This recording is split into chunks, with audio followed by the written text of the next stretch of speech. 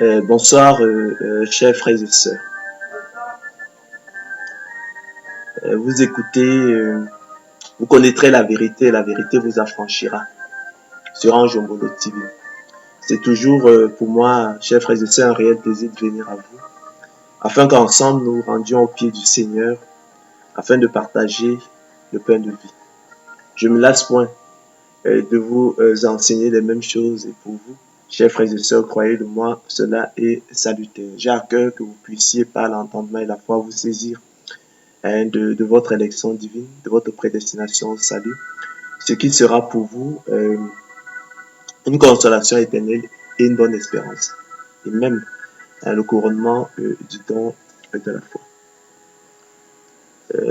Ce soir, chers frères et sœurs, nous allons poursuivre avec notre série de conférences consacrée donc à l'élection, à la grâce, à la prédestination des élus de Dieu au salut. Nous allons continuer d'expliquer, de rendre effectivement des choses plus compréhensibles.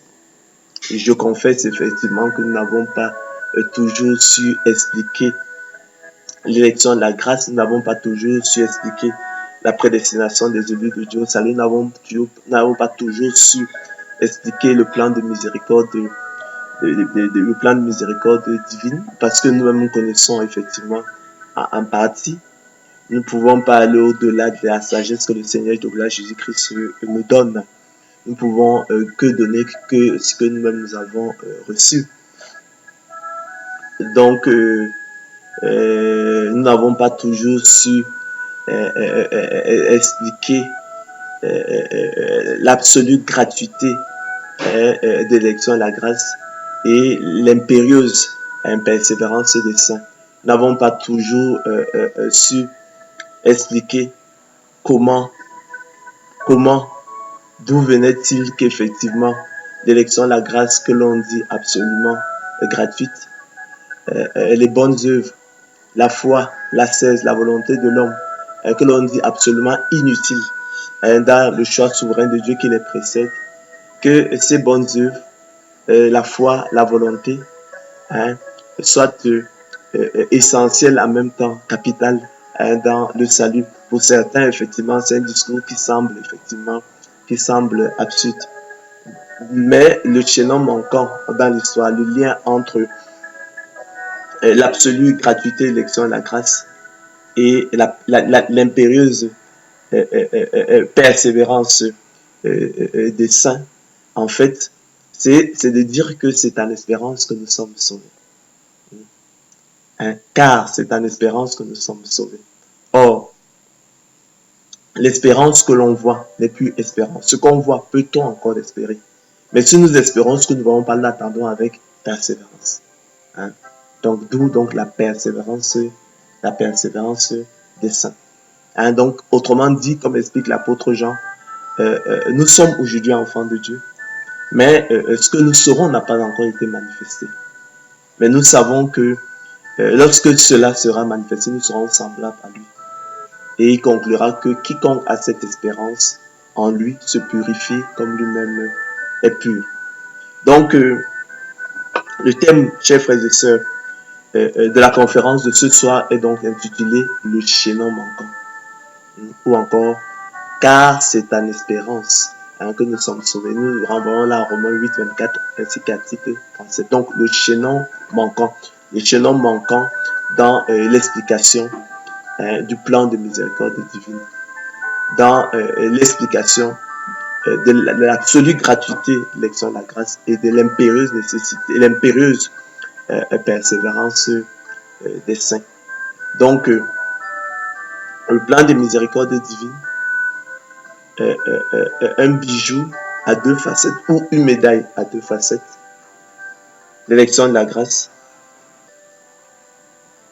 l'absolue gratuité de l'élection de la grâce, qui déclare donc nos bonnes œuvres, notre foi, notre volonté, l'ascèse absolument inutile dans le choix souverain de Dieu qui les précède, et la persévérance des saints,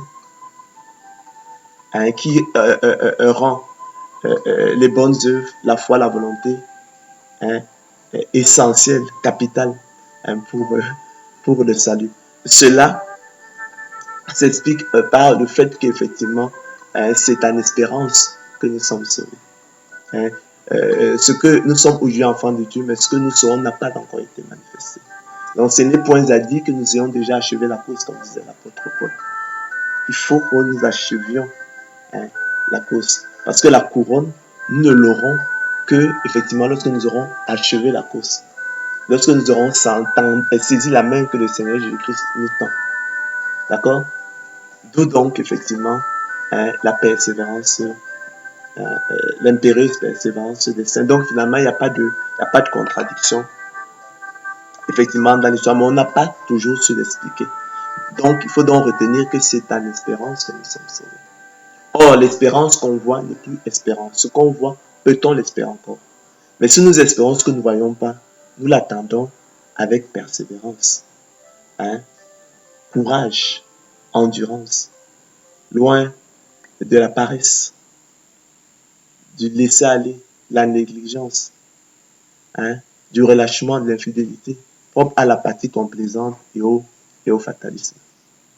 Persévérer, chers frères et sœurs, c'est continuer de faire, d'être ce qu'on a résolu par un acte de volonté renouvelé. Et la persévérance, c'est simplement le fait de persévérer. C'est la conduite, la qualité d'une personne qui persévère. Donc, une conférence, donc, chers frères et sœurs, en 5 points. Dans un premier temps, nous allons reconnaître qu'on a souvent apporté effectivement des explications insuffisantes et insatisfaisantes pour la raison humaine. D'où donc effectivement le chaînon manquant qu'il faudra effectivement apporter, chers frères et sœurs.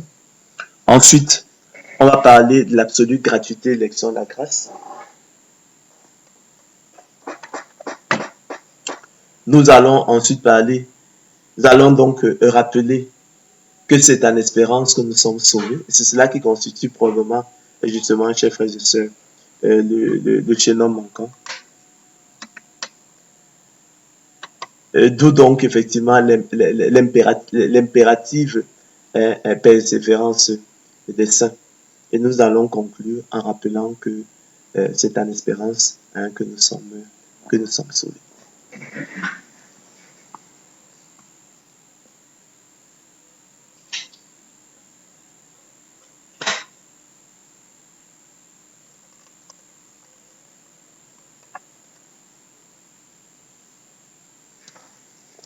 Excusez-moi une seconde, chers frères et sœurs, petit problème technique là.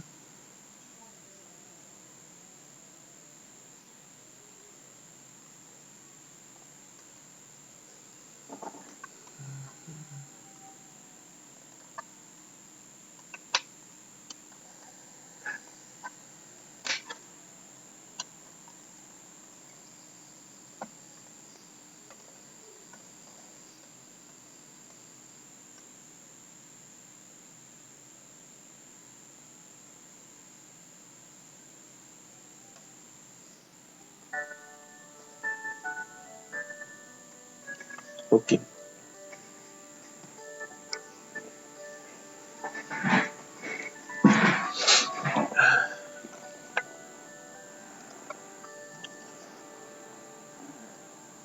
Alors, chers frères et sœurs, des explications insuffisantes et insatisfaisantes pour la raison humaine ou le chaînon manquant. Chers frères et sœurs, qui jamais dans sa tête n'a été en proie au questionnement étrange et troublant qu'impose l'élection de la grâce et la prédestination des élus de Dieu au salut à l'esprit humain. En effet, la raison, chers frères et sœurs, poussée par son idéal relationnel de logicisme et de concomitance, c'est-à-dire de rapport de cause à effet, voudrait comprendre, autrement dit, prendre ensemble tous les faits pour les systématiser et, chers frères et sœurs, en percer le mystère.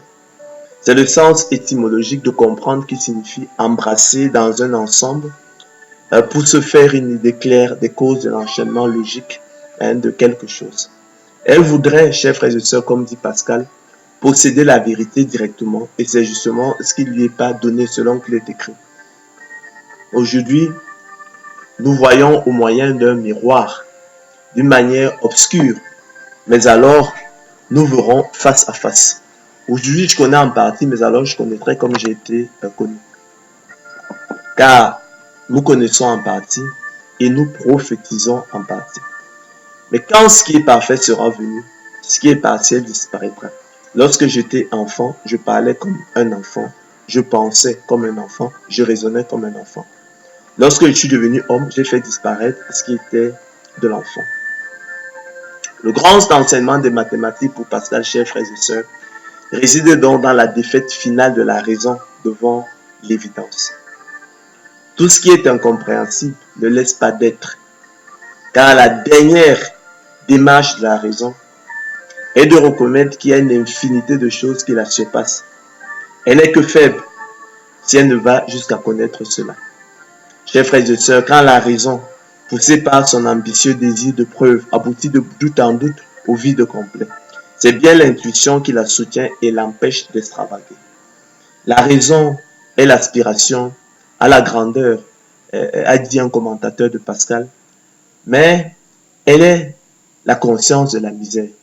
Elle est toujours active et toujours grande, à condition d'aboutir à sa propre disqualification. Notre certitude, chers frères et sœurs, dépend de l'ordre des choses, non de la raison, dont le rôle n'est pas de couronner, comme nous le croyons souvent à tort, nos facultés sensibles pour nous rapprocher effectivement de la connaissance de Dieu, mais de creuser davantage le gouffre qui sépare l'homme déchu de la vérité. Elle ne laisse entre la connaissance humaine et un objet qui la dépasse d'autres liaisons qu'un passage brusque que la grâce seule peut opérer et qui va conduire de règne de l'évidence naturelle à celui de l'évidence surnaturelle, de l'évidence intuitive au sens de Dieu. L'intuition nous obligeant à croire, chers frères et sœurs, sans nous demander notre avis. Soumission et usage de la raison, affirme donc Pascal, qui veut que la raison, quand elle renonce à ses droits face à l'intuition qui lui est supérieure, le fasse de bon gré. Il faut savoir douter où il faut, assurer où il faut, en se soumettant où il faut. Qui ne fait ainsi n'entend pas la force de la raison. Car, nous l'avons dit précédemment, nous connaissons en partie et nous prophétisons en partie. Mais quand ce qui est parfait sera venu, écrit l'apôtre Paul, ce qui est partiel disparaîtra. Lorsque j'étais enfant, je parlais comme un enfant, je pensais comme un enfant, je raisonnais comme un enfant. Lorsque je suis devenu homme, j'ai fait disparaître ce qui était de l'enfant. Aujourd'hui, nous voyons au moyen des miroirs, d'une manière obscure, mais alors nous verrons face à face. Aujourd'hui, je connais en partie, mais alors je connaîtrai comme j'ai été connu. Maintenant, donc, ces trois choses demeurent la foi, l'espérance, la charité. Chers frères et sœurs, faute d'une intelligibilité totale, la doctrine biblique de la prédestination des élus de Dieu au salut a troublé et déconcerté plus d'un. Elle est devenue, chers frères et sœurs, une pierre d'achoppement et un rocher de scandale pour plusieurs. Nombreux s'y heurtent en raison des explications insatisfaisantes apportées qui ne donnent pas les secrètes liaisons reliant les parties supposées d'une chaîne. Les deux parties supposées d'une chaîne, laquelle apparaît alors à la raison comme disloquée, interrompue, en panne, en lambeaux, cassée, démolie, désuète, inopérante, décousue, incohérente, sans suite, sans liaison, inconséquente, sans queue ni tête, illogique, absurde, irrecevable et par conséquent à rejeter. Nombreux chers frères et sœurs s'y heurtent en raison des explications insuffisantes à poser aux questions qui troublent leur entendement. Elles semblent alors proprement étranges, embarrassantes, bizarres même, et même absurdes selon que l'est écrit. Anéantissons-nous donc la loi par la foi? C'est des questions que l'esprit humain peut se poser. Nous sommes là dans Romains 3,31. Quoi donc? Pécherions-nous parce que nous sommes non sous la loi, mais sous la grâce? Romains 6,15. Que dirons-nous donc?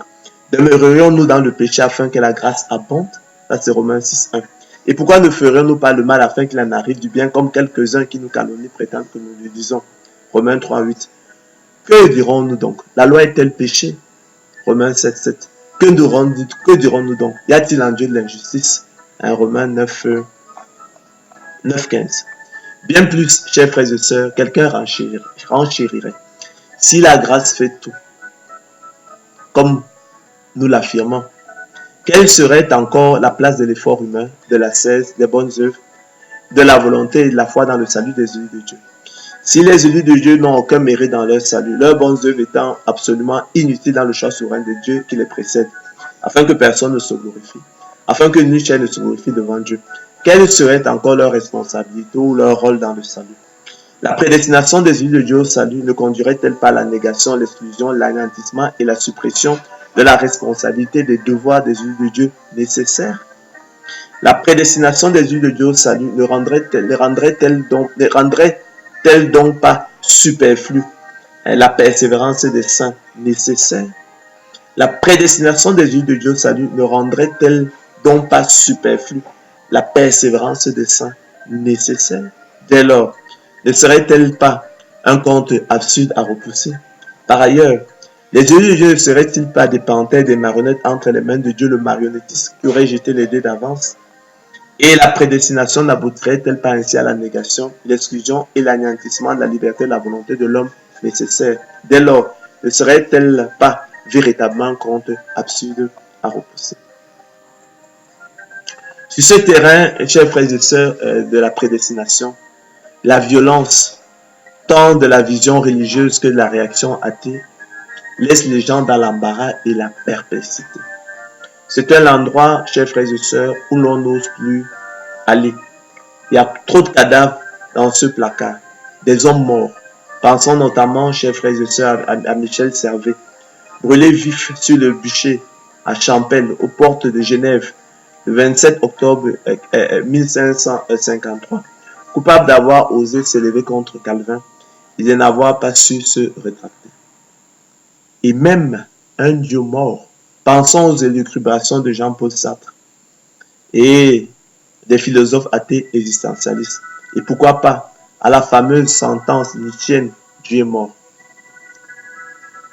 Un Dieu injuste, impuissant, absurde, marionnettiste et plus hideux que le diable même. Pensons à John Wesley, le bouillant fondateur du méthodisme, qui ne craindra pas, chers frères et sœurs, de dénoncer ce qu'il appelle l'horrible décret de la prédestination. Aux prédestinatiens, ainsi nommait-il les tenants de la double élection, il déclara: vous dépeignez Dieu sous des traits plus hideux que le diable même. Vous dépeignez Dieu comme pire que le diable même, plus faux, plus cruel, plus injuste. Aucune écriture sainte ne peut prouver la prédestination, écrira-t-il. Quelqu'un d'autre, chers frères et sœurs, qu'on nommera frère X, pentecôtiste engagé, bouillant, parlant en langue, et là, chers frères et sœurs, au cours d'une réunion de partage restreint, à court d'arguments, manquant d'arguments, faux d'arguments, et avec tout le sérieux que cela requiert, que si la Bible enseigne le Dieu de la prédestination, alors il préfère rejeter la foi chrétienne, tout simplement. Alors, chers frères et sœurs, comme certains ont cru bien penser, l'on verrouillera ce placard et l'on ne l'ouvrira plus jamais. Ainsi, chers frères et sœurs, l'absurdité, l'inconséquence, l'illogisme, l'extrémisme, l'intransigeance, l'obscurantisme, l'esprit de parti, l'ignorance, la légèreté, la sottise, la superficialité, la passion de l'erreur, l'aveuglement, la mauvaise foi, la présomption de l'homme, l'incrédulité, l'impiété, la ruse et la vaine tromperie vont simplement taire le sujet. Silence et oubli sur la prédestination, comme l'on le recommande vivement au Vatican. Voici ce qu'ils écrivent dans la nouvelle encyclopédie catholique Théo, édité chez Droguet, Ardent et Fayard. Ils disent ceci: on évitera beaucoup de faux problèmes en cessant d'utiliser ce thème de prédestination qui risque tant d'être compris à l'envers. Vous avez vu le Conseil du Vatican sur le sujet de la prédestination.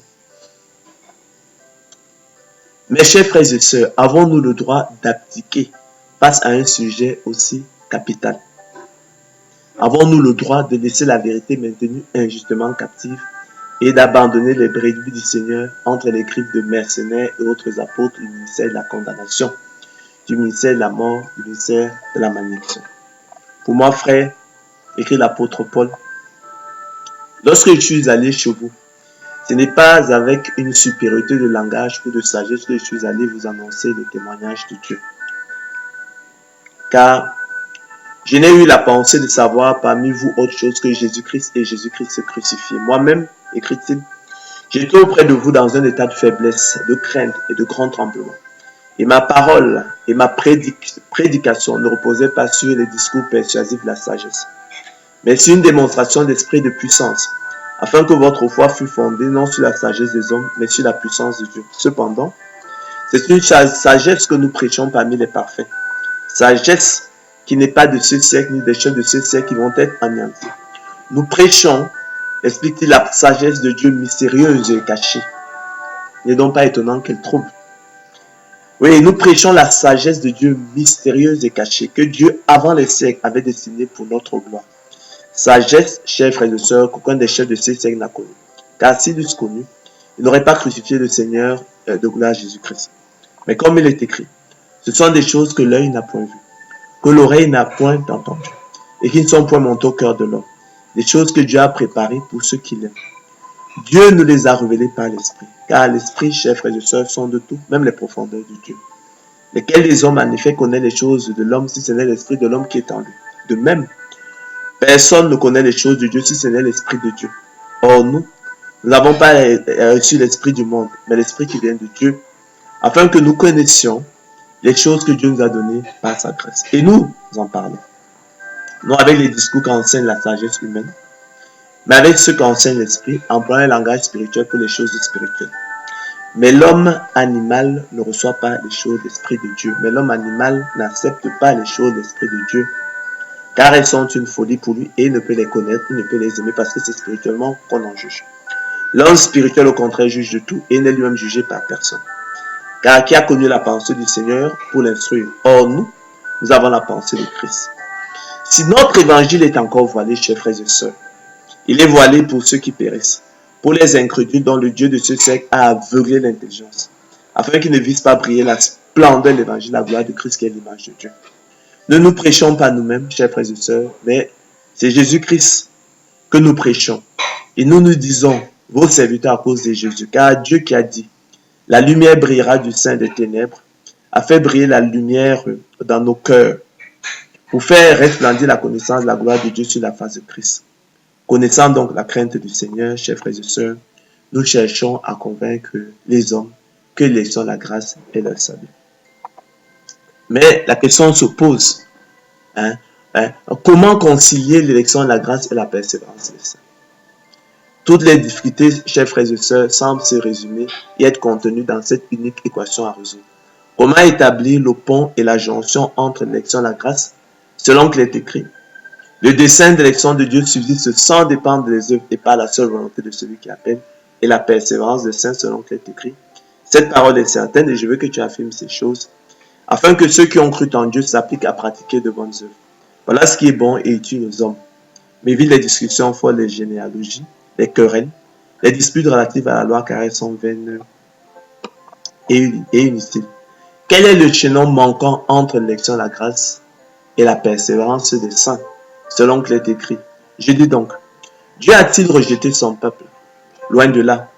Car moi aussi je suis israélite de la postérité d'Abraham, de la tribu de Benjamin. Dieu n'a point rejeté son peuple qu'il a connu d'avance. Ne savez-vous pas ce que l'Écriture apporte d'Élie? Comment il adresse à Dieu cette plainte contre Israël? Seigneur, ils ont tué tes prophètes, ils ont renversé tes autels. Je suis resté moi seul et cherche à m'ôter la vie. Mais quelle réponse Dieu lui fait-il? Je me suis réservé 7000 hommes qui n'ont point fléchi le genou devant Baal. Tu n'es donc point resté tout seul. Il y a 7000 hommes que je me suis réservé, que j'ai mis à part, qui n'ont point fléchi le genou devant Baal et qui ne fléchiront point le genou devant Baal. Donc, il expliquait donc à Élie qu'Élie n'était pas resté tout seul. De même aussi, explique l'apôtre Paul, dans le temps présent, il y a un reste selon l'élection de la grâce. Or, si c'est par grâce, ce n'est plus par les œuvres. Autrement, la grâce n'est plus une grâce. Et si c'est par les œuvres, ce n'est plus une grâce, autrement l'œuvre n'est plus une œuvre. Jésus-Christ, chers frères et sœurs, est le même hier, aujourd'hui et éternellement. Ne vous laissez pas entraîner par des doctrines diverses et étrangères, car il est bon que le cœur soit affermi par la grâce, l'élection de la grâce. Les très saintes doctrines bibliques, l'élection de la grâce et la prédestination des yeux de Dieu au salut, et non pas des aliments qui n'ont servi de rien à ceux qui s'y sont attachés. Comme notre bien-aimé frère Paul vous l'a aussi écrit, dans la sagesse qui lui a été donnée. C'est ce qu'il fait dans toutes les lettres, où il parle de ces choses dans lesquelles il y a des points difficiles à comprendre. Donc, nous le reconnaissons. Dans les personnes ignorantes et mal affermies tordent le sens, comme celui des autres écritures pour leur propre ruine. Vous donc, bien-aimés qui êtes avertis, mettez-vous sur vos gardes, de peur qu'entraînés par l'égarement des impies, vous ne veniez à déchoir de votre fermeté. Mais croissez dans la grâce et dans la connaissance de notre Seigneur et Sauveur Jésus-Christ. À lui soit la gloire maintenant et pour l'éternité. Amen. Et maintenant, frères, de quelle utilité vous serais-je si je venais à vous parlant en langue, et si je vous parlais pas par révélation, ou par connaissance, ou par prophétie, ou par doctrine, écrit l'apôtre Paul dans une question de rhétorique, dans 1 Corinthiens 14, 6. Si les objets inanimés qui rendent un son, comme une flûte ou une harpe, ne rendent pas des sons distincts, comment reconnaîtra-t-on ce qui est joué sur la flûte ou sur la harpe? Et si la trompette rend un son confus, qui se prépare au combat, de même vous, si par la langue vous ne donnez pas une parole distincte, comment saura-t-on ce que vous dites? Car vous parlerez en l'air. Quelque nombreuses que puissent être dans le monde des diverses langues, il n'en est aucune qui ne soit une langue intelligible. Si donc je ne connais pas le sens de la langue, je serai un barbare pour celui qui parle, et celui qui parle sera un barbare pour moi. De même vous, chers frères et sœurs, puisque vous aspirez aux dons spirituels, que ce soit pour l'édification de l'Église, que vous cherchez à en posséder abondamment. C'est pourquoi que celui qui parle en langue prie pour avoir le don d'interpréter. Car si je prie en langue, mon esprit est en prière, mais mon intelligence demeure stérile. Que faire donc? Je prierai par l'esprit, mais je prierai aussi par l'intelligence. Je chanterai par l'esprit, mais je chanterai aussi avec l'intelligence. Autrement, si tu rends grâce par l'esprit, comment celui qui est dans les rangs de l'homme du peuple répondra-t-il Amen à ton action de grâce, puisqu'il ne sait pas ce que tu dis? Tu rends, il est vrai, d'excellentes actions de grâce, mais l'ordre n'est pas édifié. Je rends grâce à Dieu, écrit l'apôtre Paul, de ce que je parle en langue plus que vous tous. Mais dans l'Église, j'aimerais mieux dire 5 paroles avec mon intelligence, afin d'instruire aussi les autres, que 10 000 paroles en langue. Frères, ne soyez pas des enfants sous le rapport du jugement, mais pour la malice, soyez enfants, et à l'égard du jugement, soyez des hommes faits. Nous nous proposons donc, chers frères et sœurs, ce soir, et selon la sagesse qui plaira au Seigneur de gloire Jésus-Christ de nous accorder en vue de l'éducation commune, de faire un peu de lumière en apportant, chers frères et sœurs, le chaînon manquant et le lien intermédiaire permettant de faire le pont entre l'élection, la grâce et la persévérance des saints. L'objectif visé étant d'ôter toute tension et trouble dans les têtes, l'esprit et le cœur des élus de Dieu, ce qui sera pour une consolation éternelle, une bonne espérance, et le couronnement du don de la foi, selon qu'il est écrit, ne craignez point, petit troupeau, car votre Père a trouvé bon de vous donner le royaume. Chers frères et sœurs, avant donc d'apporter le chaînon manquant entre l'absolue gratuité et l'élection de la grâce qui déclare nos bonnes œuvres, notre foi, notre volonté, la cesse, absolument inutile dans le choix souverain de Dieu qui les précède. Et la persévérance et l'impérieuse persévérance des saints,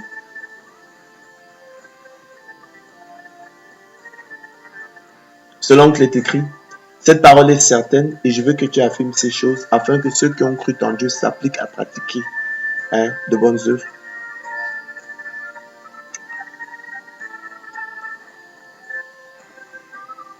Nous allons donc rappeler, chers frères et sœurs, l'absolue gratuité de l'élection de la grâce. L'élection de la grâce est gratuite, chers frères et sœurs, nous ne le dirons jamais assez. C'est dire qu'elle ne se mérite pas. C'est ce que nous entendons lorsque nous parlons de l'absolue gratuité de l'élection de la grâce. Elle s'obtient pour rien. Elle est donnée pour rien, sans cause, sans raison. Elle est donnée selon le bon plaisir de la volonté de Dieu. Elle est pour ainsi dire arbitraire, discrétionnaire. Le bon plaisir de quelqu'un, je rappelle, chers frères et sœurs, est sa volonté arbitraire, sa volonté arbitrairement exprimée. D'abord appliquée au vouloir royal, l'expression bon plaisir fait survivre le sens initial de plaisir comme volonté exprimée par le seul fait qu'elle agrée à celui qui parle en dehors de toute règle. Attestée chez Comines, elle fut réutilisée, chers frères et sœurs, au XIXe siècle pour qualifier l'arbitraire de la royauté absolue appelée régime, règne du bon plaisir. L'adjectif arbitraire, quant à lui, signifie qui est laissé à la libre volonté de chacun, en dehors de toute règle, qui ne dépend que du vouloir d'un homme et ne relève d'aucune règle, qui dépend de la seule volonté, n'est pas lié par l'observation de règles, qui dépend du bon plaisir de quelqu'un. Relevons que le mot arbitraire dans le sens, dans l'entendement est généralement un sens péjoratif, mais à tort en fait. C'est pourquoi moi je préfère mieux parler de discrétionnaire. On dira donc aussi discrétionnaire, non motivé, sans explication, non justifié, sans raison, sans cause pour rien. L'adjectif discrétionnaire signifie pour sa part qui confère à quelqu'un la libre décision, qui est laissé à la discrétion, à la décision de quelqu'un en dehors des règles établies, qui donc, chers frères et sœurs, n'a pas à être justifié. C'est ce dont il est question. Nous connaissons tous le pouvoir discrétionnaire du président de la République ou encore le célèbre « Je fais grâce à qui je fais grâce et miséricorde à qui je fais miséricorde » de l'Éternel à Moïse. Dans Exode 33, 19. Je ferai miséricorde à qui je fais miséricorde et j'aurai compassion de qui j'ai compassion. Du plan de miséricorde divine. De même, on dira, chers frères et sœurs, que les pouvoirs sont laissés à la discrétion des visiteurs dans un restaurant. C'est le même principe, chers frères et sœurs, qui sous-tend la réponse du maître de la maison à ceux des ouvriers qui recevront leur salaire quand le soir fut venu, murmuraient contre lui selon qu'il est écrit. Mon ami, je ne te fais pas tort. N'es-tu pas convenu avec moi d'un denier? Prends ce qui te revient et va-t'en. Je vais donner à ce dernier tant. Ne m'est-il pas permis de faire de mon bien ce que je veux? Ou vois-tu d'un mauvais que je sois bon? Ça c'est Matthieu 20, 13 à 15. La parabole des ouvriers loués à différentes heures. Dans le même sens, chers frères et sœurs, Élu, fils de Barakel de Buz, de la famille de Ram, dans son discours devant Job, qui dans l'adversité, vous le savez, se disait à tort juste devant Dieu, s'exclama dans sa colère. Oh! Que la majesté de Dieu est redoutable. Nous serions parvenus jusqu'au Tout-Puissant, grand par la force, par la justice, par le droit souverain. Il ne répond pas. C'est pourquoi les hommes doivent le craindre, ils ne portent des regards sur aucun sage. De même, Zola écrira, il y avait le droit écrit et par-dessus tout, il y avait le bon plaisir, la raison du plus fort. Ainsi, dans le psaume 27, le roi David implore l'Éternel par cette prière.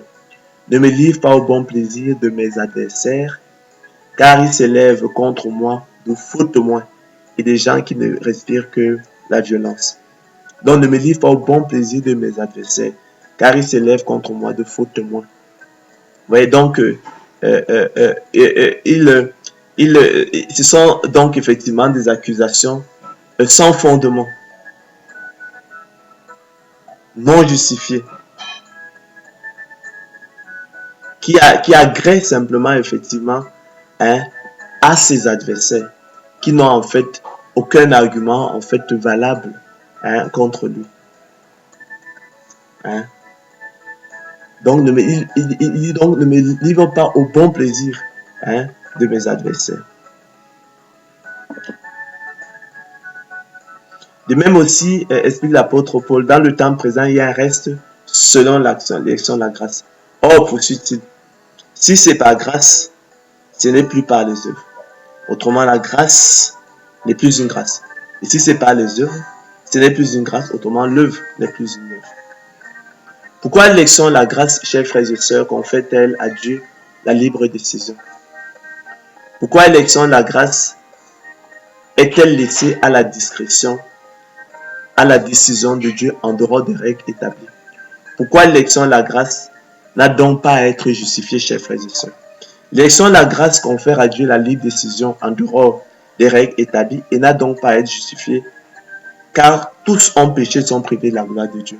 Autrement dit, en raison de l'incapacité totale et absolue de l'homme animal inhérente à sa mort spirituelle consécutive au péché originel.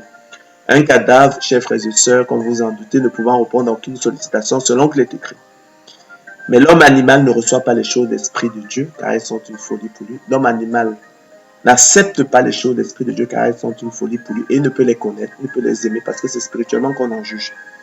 Il convient donc, chers frères et sœurs, de relever que sans cette gratuité d'élection de la grâce, personne ne serait sauvé, nul ne serait choisi, et la promesse serait anéantie, parce que, chers frères et sœurs, la loi, la promesse conditionnelle produit la colère de Dieu, et que là où il n'y a point de loi, il n'y a point non plus de transgression, il n'y a point non plus de condamnation, pour que ce soit gratuitement, pour que ce soit par grâce, afin que la promesse soit assurée effectivement à toute la postérité, à tous les héritiers.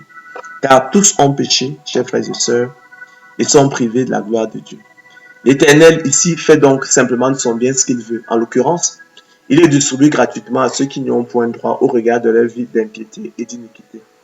L'élection de la grâce traduit par conséquent la bonté de Dieu, selon qu'il est écrit, « Mon ami, je ne te fais pas tort. N'es-tu pas convenu avec moi d'un denier? Prends ce qui te revient et va-t'en. Je vais donner à ce dernier tant. Je vais donner à ce dernier autant qu'à toi. Ne m'est-il pas permis de faire de mon bien ce que je veux, ou vois-tu d'un mauvais œil que je sois bon? » La parole de Dieu, chers frères et sœurs, on ne le dira donc jamais assez, est formelle et catégorique au sujet du plan de miséricorde divine et n'entretient aucun doute sur la place de l'effort humain, des bonnes œuvres, de l'ascèse, de la volonté et de la foi des élus de Dieu dans le choix souverain de Dieu qui les précède. Pour elles, nous l'avons souvent dit, et les bonnes œuvres des élus et leur foi et leur volonté n'ont nullement ni de compte dans le choix souverain de Dieu qui les précède. Pour elles, et les bonnes œuvres des élus et leur foi et leur volonté sont absolument inutiles dans le choix souverain de Dieu qui les précède selon qu'il est écrit. Le dessein d'élection de Dieu subsiste sans dépendre des œuvres et par la seule volonté de celui qui appelle. Dieu nous a sauvés, non à cause des œuvres de justice que nous aurions faites, mais selon sa miséricorde. Par le baptême de la régénération et le renouvellement du Saint-Esprit, donc par la nouvelle naissance opérée par le Saint-Esprit qu'il a répandu sur nous avec abondance par Jésus-Christ notre Sauveur. Dieu nous a sauvés, chers frères et sœurs élus de Dieu, et nous a adressé une sainte vocation, non à cause de nos œuvres, mais selon son propre dessein, et selon la grâce qui nous a été donnée en Jésus-Christ avant les temps éternels. Dieu nous a élus avant la fondation du monde pour que nous soyons saints et irrépréhensibles devant lui. Non pas parce que nous étions saints et irrépréhensibles devant lui, mais pour que nous soyons saints et irrépréhensibles devant lui, nous ayant prédestinés dans son amour à être ses enfants d'adoption par Jésus-Christ dans le bon plaisir de sa volonté, à la louange de la gloire de sa grâce nous accordant son bien-aimé. Nous sommes devenus héritiers, chers frères et sœurs, et ont été prédestinés suivant la résolution de celui qui opère toutes choses après le conseil de sa volonté. Et nous savons du reste, chers frères et sœurs, que toutes choses concourent au bien de ceux qui aiment Dieu, de ceux qui sont appelés selon son dessein. Car ceux qu'il a connus d'avance, ceux qu'il a aimés d'avance, ceux qu'il a choisis d'avance, ceux qu'il a élus d'avance, ceux qu'il a d'avance créés dans Christ, il les a aussi prédestinés à être semblables à l'image de son Fils, afin que son Fils fût le premier-né entre plusieurs frères. Et ceux qu'il a prédestinés, il les a aussi appelés, et ceux qu'il a appelés, il les a aussi justifiés, ceux qu'il a justifiés, il les a aussi glorifiés. Que dirons-nous donc à l'égard de ces choses? Si Dieu est pour nous, qui sera contre nous? Lui qui n'a point épargné son propre Fils, mais qui l'a livré pour nous tous, comment donnera-t-il pas aussi toutes choses avec lui? Qui accusera les élus de Dieu? C'est Dieu qui justifie. Qui le condamnera? Christ est mort, bien plus, il est ressuscité, il est assis à la droite de Dieu, et il intercède pour nous. Qui nous séparera de l'amour de Christ? Sera-ce la tribulation, ou l'angoisse, ou la persécution, ou la faim, ou la nudité, ou le péril, ou l'épée? Selon qu'il est écrit, c'est à cause de toi qu'on nous met à mort tous les jours, qu'on nous regarde comme des brebis destinées à la boucherie. Mais dans toutes ces choses, nous sommes plus que vainqueurs par celui qui nous a aimés. Car j'ai l'assurance, écrit l'apôtre Paul, que ni la mort, ni la vie, ni les anges, ni les dominations, ni les choses présentes, ni les choses à venir, ni les puissances, ni la hauteur, ni la profondeur, ni aucune autre créature ne pourra nous séparer de l'amour de Dieu manifesté en Jésus-Christ notre Seigneur. Chers frères et sœurs, ce n'est point à dire que la parole de Dieu soit restée sans effet. Car tous ceux qui descendent d'Israël ne sont pas Israël. Et pour être les enfants d'Abraham, ils ne sont pas tous sa postérité. Mais il est dit, en Isaac sera nommé pour toi une postérité. Ça veut dire que ce ne sont pas les enfants de la chair qui sont enfants de Dieu, mais que ce sont les enfants de la promesse qui sont regardés comme la postérité. Voici en effet la parole de la promesse. Je reviendrai à cette même époque et Sarah aura un fils. Et de plus, chers frères et sœurs, il en fut ainsi de Rebecca qui conçut du seul Isaac notre père. Car quoique les enfants ne fussent pas encore nés, et qu'ils n'eussent fait ni bien ni mal, afin que le dessein d'élection de Dieu suffisât sans dépendre des œuvres. Et par la seule volonté de celui qui appelle, il fut dit à Rebecca, l'aîné sera assujetti au plus jeune. Selon qu'il est écrit, j'ai aimé Jacob et j'ai haï Ésaü.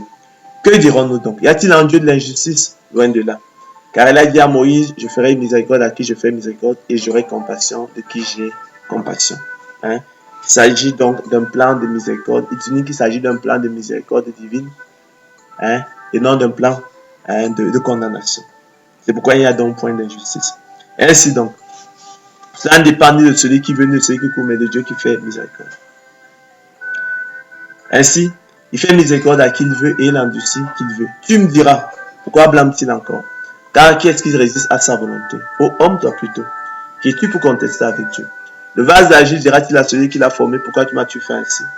Le potier n'est-il pas maître de l'argile pour faire avec la même masse un vase d'honneur et un vase d'un usage vil?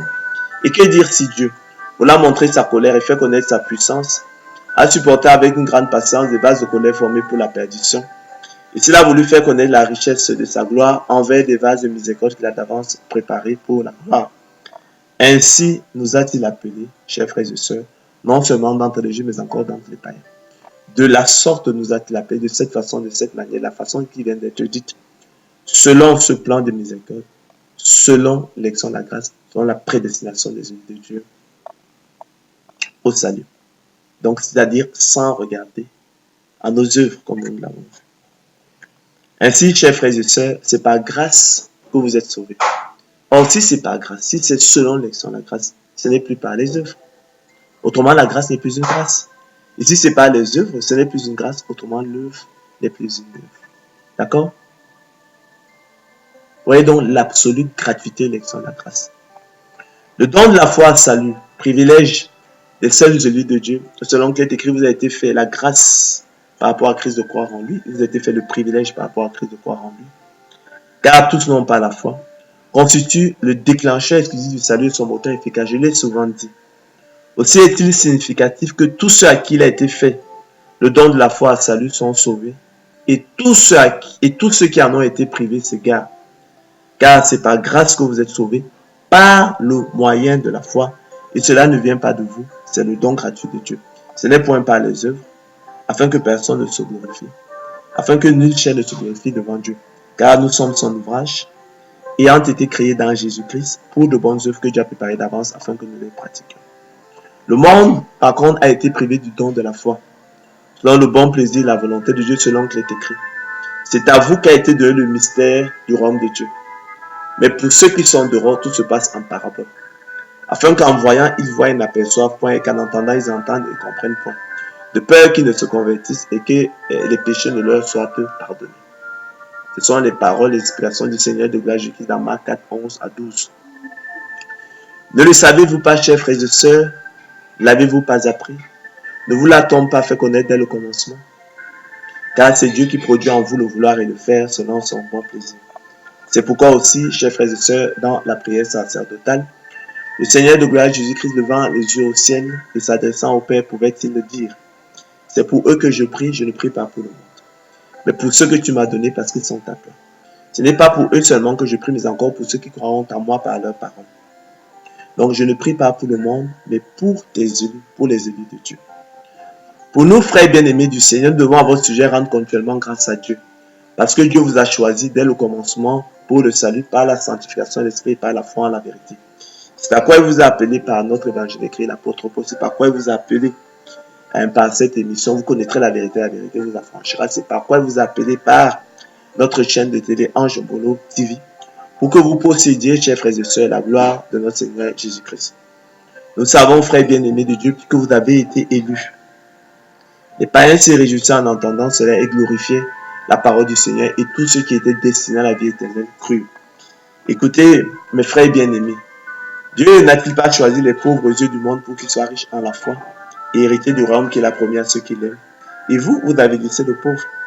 Considérez, frères, que parmi vous qui avez été appelés, pas ici l'appel interne particulier efficace de Dieu, il n'y a ni beaucoup de sages selon la chair, ni beaucoup de puissants, ni beaucoup de nobles. Mais Dieu a choisi les choses folles du monde pour confondre les sages. Mais Dieu a choisi les choses faibles du monde pour confondre les fortes. Et Dieu a choisi les choses viles du monde, celles qu'on méprise, celles qui ne sont point, pour réduire à néant celles qui sont, afin que nul chair se glorifie devant Dieu. Or, c'est par lui que vous êtes en Jésus-Christ. Lorsque vous verrez, chers frères et sœurs, l'abomination de la désolation établie, là, il ne doit pas être. Que celui qui lit fasse attention. Car la détresse, chers frères et sœurs, en ces jours sera telle qu'il n'y en a point eu de semblable depuis le commencement du monde que Dieu a créé jusqu'à présent et qu'il n'y en aura jamais. Et si le Seigneur n'avait abrégé ces jours, personne ne serait sauvé. Croyez-le. Mais il les a abrégés à cause des élus qu'il a choisis, à cause de vous. Il s'élèvera de faux Christ et de faux prophètes. Ils feront des prodiges et des miracles pour séduire les élus s'il était possible, mais ça n'est pas possible. Tous les habitants de la terre adoreront la bête, l'antéchrist, le super dictateur mondial, la fin des temps, l'impie. Ceux dont le nom n'a pas été écrit dès la fondation du monde dans le livre de vie de l'agneau qui a été immolé. Si quelqu'un a des oreilles, qu'il entende. Enfin, avant que je t'eusse formé dans le ventre de ta mère, je te connaissais. Et avant que tu fusses sorti de son sein, je t'avais consacré, je t'avais établi prophète des nations. Ça c'est Jérémie 1,5. Lorsqu'il plut à celui qui m'avait mis à part dès le sein de ma mère, et qui m'appela par sa grâce, de révéler à moi son fils, afin que je l'annonçasse parmi les païens. Aussitôt, dit l'apôtre Paul, je ne consultais ni la chair ni le sang, et je montais point à Jérusalem vers ceux qui furent apôtres avant moi, mais je partis pour l'Arabie. Joseph dit à ses frères, approchez-vous de moi, et ils s'approchèrent. Il dit, je suis Joseph, votre frère, que vous avez vendu pour être mené en Égypte. Maintenant, ne vous affligez pas et ne soyez pas fâchés de m'avoir vendu pour être conduit ici, car c'est pour vous sauver la vie que Dieu m'a envoyé devant vous. Voilà 2 ans que la famine est dans le pays, et pendant 5 années encore, il n'y aura ni labour ni moisson. Dieu m'a envoyé devant vous pour vous faire subsister dans le pays, et pour vous faire vivre par une grande délivrance.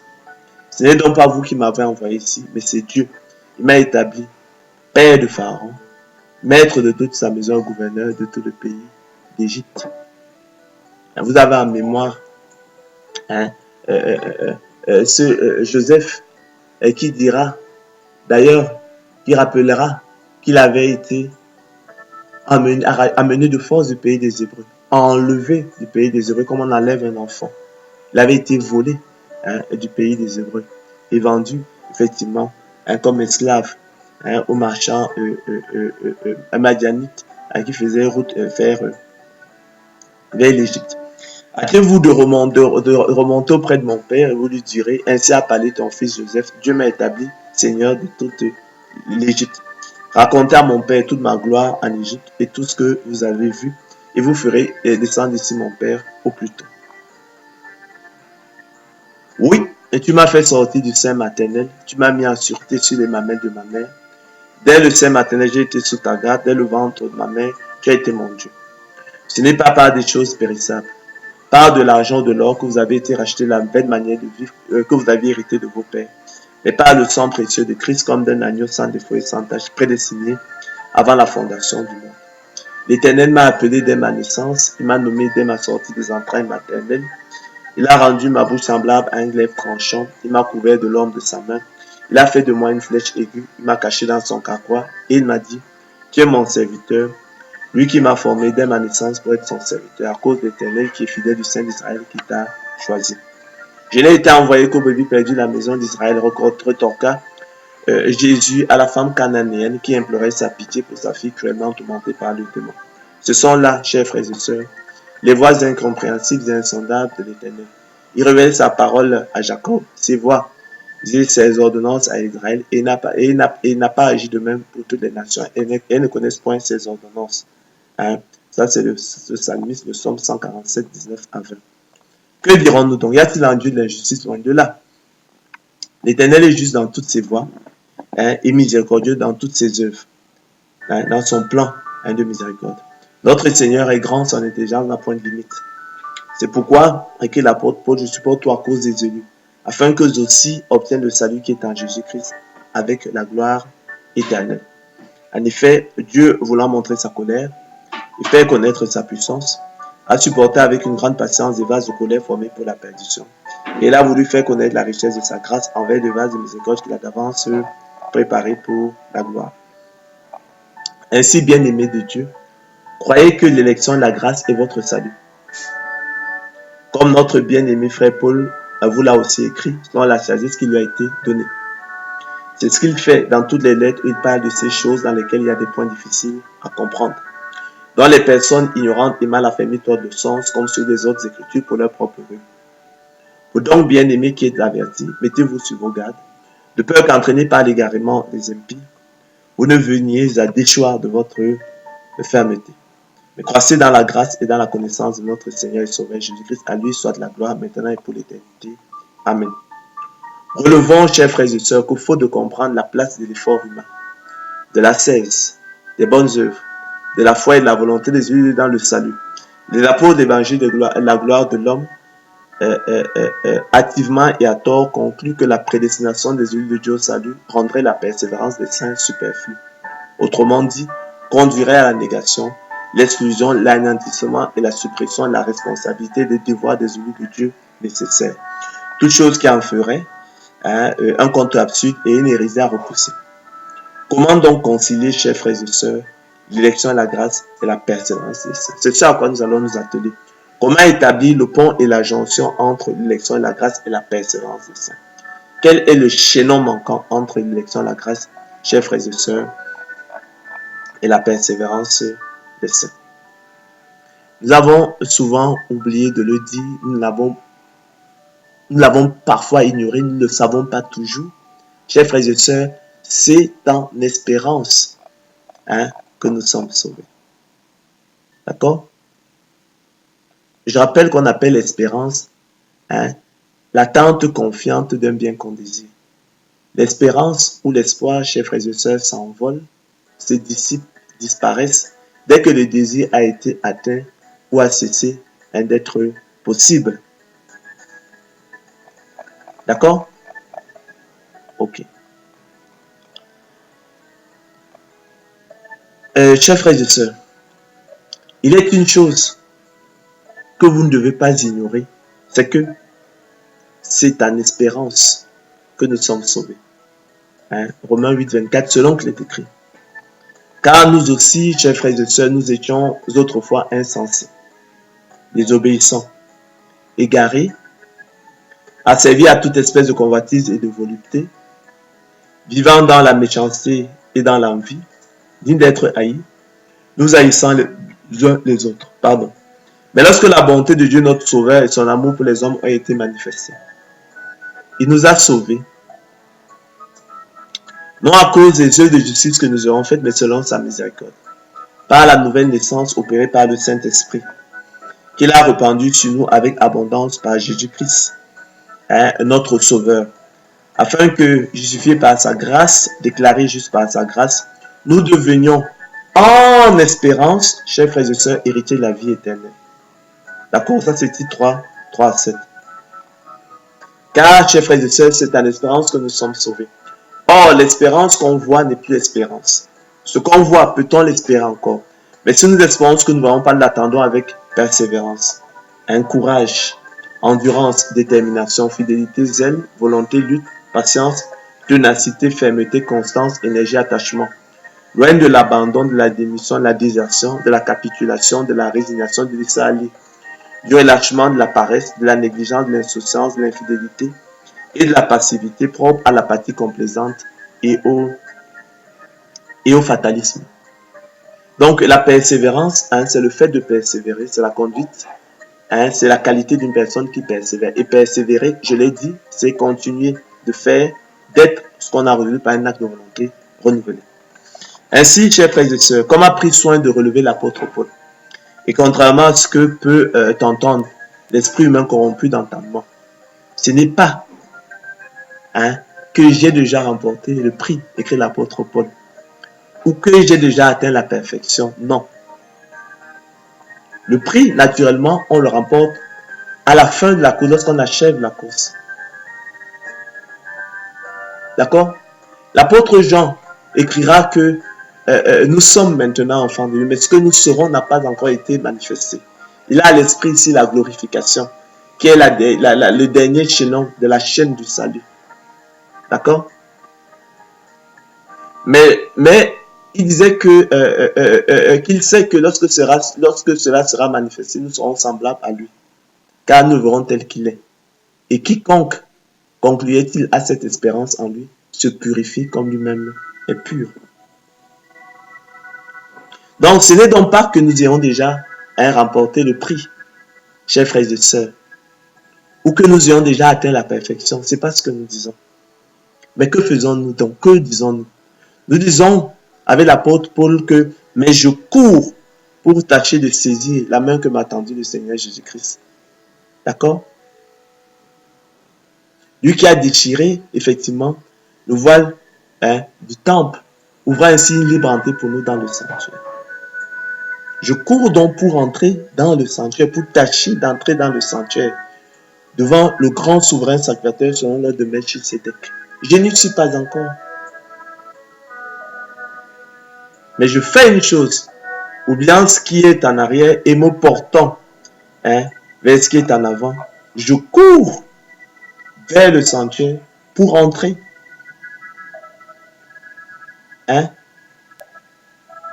Saisir le grand souverain sacrificateur selon l'ordre de Melchisédek. Je cours vers le but. Le Seigneur de gloire Jésus-Christ. Pour remporter le prix de la vocation céleste de Dieu en Jésus-Christ. Ne savez-vous pas que ceux qui courent dans le stade courent tous, mais qu'un seul remporte le prix? Courez de manière à le remporter, c'est le conseil qu'il nous donne. Tous ceux qui combattent s'imposent toute espèce d'abstinence et le font pour obtenir une couronne corruptible. Mais nous faisons-le pour une couronne incorruptible. Moi donc, écrit-il, je cours, non pas comme à l'aventure, je frappe, non pas combattant l'air, mais je traite durement mon corps. Et je le tiens assujetti de peur d'être moi-même rejeté après avoir prêché aux autres, écrit-il. En effet, chers frères et sœurs, lorsqu'une terre est abreuvée par la pluie qui tombe souvent sur elle et qu'elle produit une herbe utile à ceux pour qui elle est cultivée, elle participe, chers frères et sœurs, à la bénédiction de Dieu. Mais si elle produit des épines et des chardons, elle est reprouvée et près d'être maudite et on finit par y mettre le feu. Chers frères et sœurs, quoi que nous parlions ainsi, nous attendons pour ce qui vous concerne, poursuit la parole de Dieu, l'auteur de l'épître aux Hébreux, des choses meilleures et favorables au salut. Car Dieu n'est pas injuste pour oublier votre travail et l'amour que vous avez montré pour son nom, ayant rendu et rendant encore des services aux saints. Nous désirons que chacun de vous montre le même zèle pour conserver jusqu'à la fin une pleine espérance, en sorte que vous ne vous relâchiez point, et que vous imitiez ceux qui, par la foi et la persévérance, héritent des promesses. Lorsque Dieu fit la promesse à Abraham, ne pouvant jurer par un plus grand que lui, il jura par lui-même et dit certainement, je te bénirai et je multiplierai ta postérité. Et c'est ainsi, chers frères et sœurs, qu'Abraham, ayant persévéré, obtint l'effet de la promesse. Or, les hommes jurent par celui qui est plus grand qu'eux. Et le serment est une garantie qui met fin à tous leurs différends. C'est pourquoi Dieu, chers frères et sœurs, voulant montrer avec plus d'évidence aux héritiers la promesse, l'immutabilité de sa résolution, intervint par un serment afin que par deux choses immuables dans lesquelles il est impossible que Dieu mente, nous trouvions, chers frères et sœurs, un puissant encouragement. Nous dont le seul refuge a été de saisir l'espérance qui nous était proposée. Cette espérance, chers frères et sœurs, nous la possédons comme une encre de l'âme, sûre et solide. Elle pénètre au-delà du voile, là où Jésus est entré pour nous comme précurseur, ayant été fait souverain sacrificateur pour toujours selon l'ordre de Melchisédek. Pour moi, écrit l'apôtre Paul, le moment de mon départ approche. J'ai combattu le bon combat. J'ai achevé la course. C'est ce dont il est question, chers frères et sœurs. Il faut achever la course. Il faut entrer dans le sanctuaire. Il faut aller vous approchez du grand souverain sacrificateur. Lui, effectivement, qui peut sauver parfaitement ceux qui s'approchent de Dieu par lui. J'ai gardé la foi. Désormais, la couronne de justice m'est réservée. Ah oui, c'est à ce prix-là seulement. Nous obtiendrons notre salut pour prix de notre persévérance. Le Seigneur, le juste juge, me la donnera dans ce jour-là. Et non seulement à moi, mais encore à tous ceux qui auront aimé son avènement. Donc nous n'avons pas encore achevé la course pour nous autres. Nous n'avons pas encore remporté le prix. On ne nous a pas encore mis la couronne sur la tête.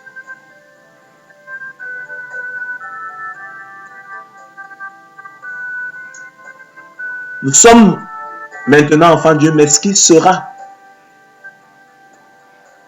mais ce que nous serons, chers frères et sœurs, n'a pas encore été manifesté. Je pense ici à la glorification. Dernier chaînon de la chaîne d'or du salut. Mais lorsque cela sera manifesté, nous savons que nous serons semblables à lui, car nous le verrons tel qu'il est.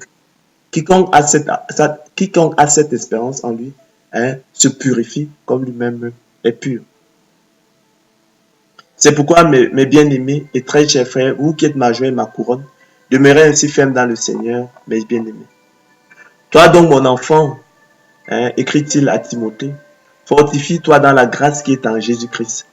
Et que ce que tu as attendu de moi en présence de beaucoup de témoins, confie-le à des hommes fidèles qui soient capables d'enseigner aussi à d'autres. Souffre avec moi comme un bon soldat de Jésus-Christ. C'est ce que nous sommes, c'est ce à quoi nous sommes appelés. Il n'est pas, chers frères et sœurs, de soldats qui s'embarrassent des affaires de la vie s'il veut plaire à celui qui l'a enrôlé. Et l'athlète n'est pas couronné s'il n'a pas combattu suivant les règles. L'athlète n'est pas couronné s'il n'a pas achevé la course. Il faut qu'il achève la course avant de remporter le prix. Il faut que le laboureur travaille avant de recueillir les fruits.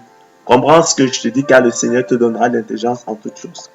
Cette parole est certaine et je veux, écrit-il, à titre que tu affirmes ces choses afin que ceux qui ont cru en Dieu s'appliquent à pratiquer les bonnes œuvres. Maintenant que vous avez cru en Dieu, chers frères et sœurs, appliquez-vous à pratiquer les bonnes œuvres. D'accord? Elles étaient certes absolument inutiles dans le choix souverain de Dieu qui les précède, mais elles sont capitales dans le salut. Oui, car c'est en espérance que nous sommes sauvés. Or, l'espérance qu'on voit n'est plus espérance. Ce qu'on voit, peut-on l'espérer encore? Mais si nous espérons ce que nous ne voyons pas, nous l'attendons avec persévérance. Donc, patience, endurance. D'accord? Dans le combat, dans la lutte, loin de l'apathie complaisante, propre au fatalisme. Loin du laisser aller, de la négligence. D'accord?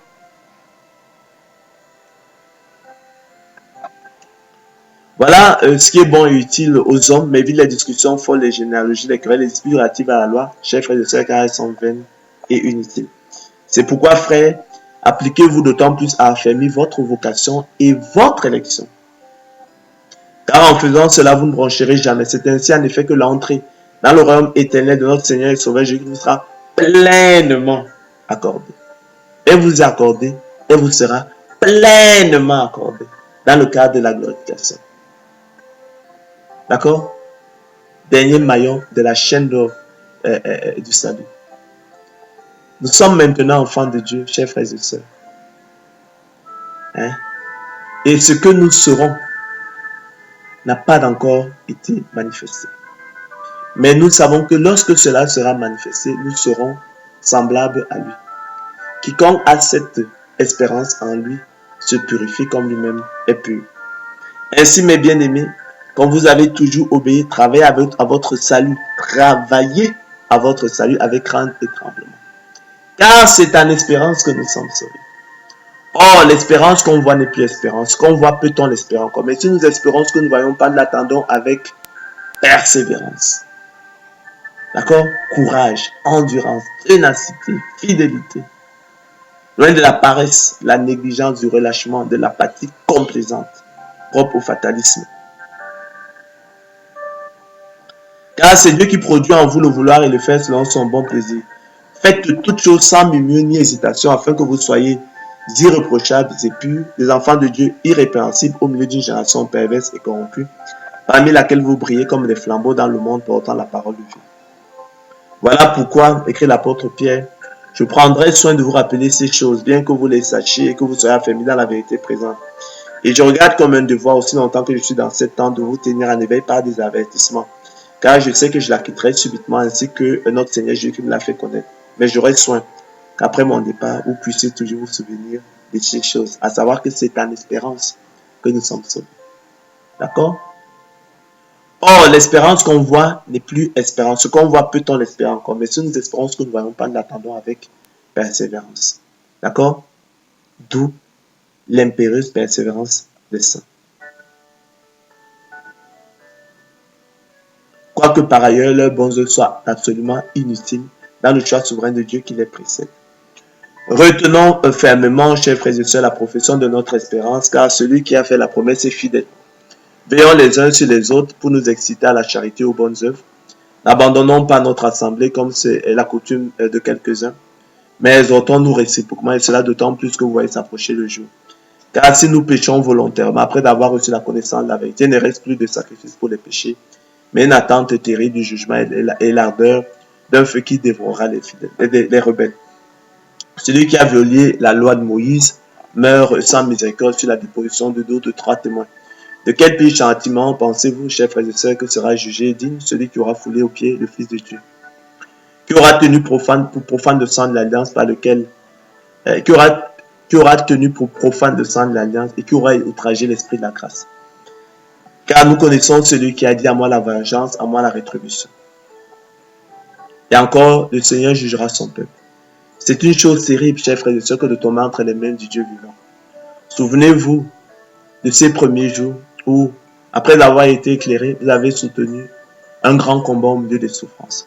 D'une part, exposé comme un spectacle aux opprobes et aux tribulations, et de l'autre, vous associez à ceux dont la position était la même. En effet, vous avez eu la compassion pour les prisonniers, vous avez accepté avec joie l'enlèvement de vos biens, sachant que vous aviez des biens meilleurs et qui durent toujours. N'abandonnez donc pas votre assurance à laquelle est attachée une grande rémunération. Car vous avez besoin de persévérance afin qu'après avoir accompli la volonté de Dieu, vous obteniez ce qui vous est promis. Encore un peu de temps, chers frères et sœurs, un peu de temps, celui qui doit venir viendra et ne tardera pas. Et mon juste vivra par la foi. Mais s'il se retire, mon âme ne prend pas plaisir en lui. Nous, chers frères et sœurs, Dieu, nous ne sommes pas de ceux qui se retirent pour se perdre, mais de ceux qui ont la foi pour sauver leurs âmes. Quoique nous parlions ainsi, je l'ai dit précédemment, bien aimés, nous attendons pour ce qui vous concerne des choses favorables et meilleures au salut. Eux, ils sont sortis de nous, mais ils n'étaient pas des nôtres. Car s'ils eussent été des nôtres, ils seraient demeurés avec nous. Mais cela est arrivé afin qu'il fût manifeste, chers frères et sœurs, que tous ne sont pas des nôtres. C'est par la foi que Moïse, à sa naissance, fut caché pendant 3 mois par ses parents, parce qu'ils virent que l'enfant était beau et qu'il ne craignait pas l'ordre du roi. C'est par la foi que Moïse, devenu grand, refusa d'être appelé fils de la fille de Pharaon, aimant mieux être maltraité avec le peuple de Dieu que d'avoir pour un temps la jouissance du péché, regardant le propre de Christ comme une richesse plus grande que les trésors de l'Égypte, car il avait les yeux fixés sur la rémunération. C'est ce dont il est question. C'est pas la foi qui quitta l'Égypte sans être effrayé de la colère du roi, car il se montra ferme comme voyant celui qui est invisible. C'est pas la foi qui fit la Pâque et l'aspersion du sang, afin que les séminateurs ne touchaient pas au premier-né des Israélites. C'est pas la foi qu'ils traversaient la mer Rouge comme un lieu sec, tandis que les Égyptiens qui en firent la tentative furent engloutis. Nous donc aussi, chers frères et sœurs, puisque nous sommes environnés d'une si grande nuée de témoins, rejetons tout fardeau et le péché qui nous environne si facilement, et courons avec persévérance, un courage, dans la carrière qui nous est ouverte, ayant les regards sur Jésus, le chef et le consommateur de la foi, qui en vue de la joie qui lui était réservée a souffert la croix, méprisé l'ignominie et s'est assis à la droite du trône de Dieu. Considérez en effet celui qui a supporté contre sa personne une telle opposition de la part des pécheurs, afin que vous ne vous lassiez point l'âme découragée. Vous n'avez pas encore résisté jusqu'au sang en luttant contre le péché. Et vous avez oublié, chers frères et sœurs, l'exhortation qui vous est adressée comme à des fils. Mon fils, ne méprise pas le châtiment de Dieu et ne perds pas courage lorsqu'il te reprend. Car le Seigneur châtie celui qui l'aime et il frappe de la verge tous ceux qui le reconnaissent pour ses fils. Supporter le châtiment, c'est comme des fils que Dieu vous traite, car quel est le fils qu'un père ne châtie pas? Mais si vous êtes exempt du châtiment auquel tous ont part, vous êtes donc des enfants illégitimes et non des fils. D'ailleurs, puisque nos pères selon la chair nous ont châtiés et que nous les avons respectés, ne devons-nous pas à bien plus forte raison nous soumettre au Père des esprits pour avoir la vie? Nos pères, chers frères et sœurs, nous châtiaient pour peu de jours, comme ils le trouvaient bon. Mais Dieu nous châtie pour notre bien, afin que nous participions à sa sainteté, à sa gloire. Il est vrai que tout châtiment semble d'abord un sujet de tristesse et non de joie, mais il produit plus tard, pour ceux qui ont été ainsi exercés, un fruit paisible de justice. Fortifiez donc vos mains languissantes et vos genoux affaiblis, et suivez avec vos pas, vos pieds des voies droites. Chers frères et sœurs, afin que ce qui est boiteux ne dévie pas, mais plutôt se raffermisse. Recherchez la paix avec tous et la sanctification sans laquelle personne ne verra le Seigneur. Veillez à ce que nul ne se prive de la gloire de Dieu, à ce qu'aucune racine d'amertume poussant des rejetons ne produise du trouble et que plusieurs n'en soient infectés. À ce qu'il n'y ait ni impudique, ni profane, comme Ésaïe, qui pourrait même vendre son droit de naissance. Vous savez, chers frères et sœurs, que plus tard, voulant obtenir la bénédiction, il fut rejeté, quoiqu'il la sollicita avec larmes, car son repentir ne put avoir aucun effet. Vous ne vous êtes pas approchés, chers frères et sœurs, d'une montagne qu'on pouvait toucher et qui était embrasée par la tempête, par le feu, ni de la nuit, ni des ténèbres, ni de la tempête, ni des retentissements de la trompette, ni du bruit des paroles, tels que ceux qui l'entendirent et demandèrent qu'il ne leur en fût adressé aucune de plus, car ils ne supportaient pas cette déclaration. Si même une bête touche la montagne, elle sera lapidée. Et ce spectacle était si terrible que Moïse dit, je suis épouvanté tout tremblant. Mais vous êtes approchés de la montagne de Sion, de la cité du Dieu vivant, la Jérusalem céleste, des myriades qui forment le cœur des anges, et de l'assemblée des premiers-nés inscrits dans les cieux, du juge qui est le Dieu de tous, des esprits justes parvenus à la perfection, de Jésus qui est le médiateur de la nouvelle alliance, et du sang de l'aspersion qui parle mieux que celui d'Abel. Gardez-vous, chers frères et sœurs, de refuser d'entendre celui qui parle. Car si ceux-là n'ont pas échappé qui refusaient d'entendre celui qui publiait les oracles sur la terre, combien moins échapperons-nous si nous nous détournons de celui qui parle du haut des cieux, lui dont la voix alors ébranla la terre et qui maintenant fait cette promesse. Une fois encore, j'ébranlerai non seulement la terre, mais aussi le ciel. Ces mots, une fois encore, indiquent le changement des choses ébranlées comme étant faites pour un temps, afin que les choses inébranlables subsistent. C'est pourquoi, recevant un royaume inébranlable, chers frères et sœurs, montrons notre reconnaissance en rendant à Dieu un culte qui lui soit agréable, avec piété et avec crainte, car notre Dieu est aussi un feu dévorant. Persévérez, chers frères et sœurs, dans l'amour fraternel.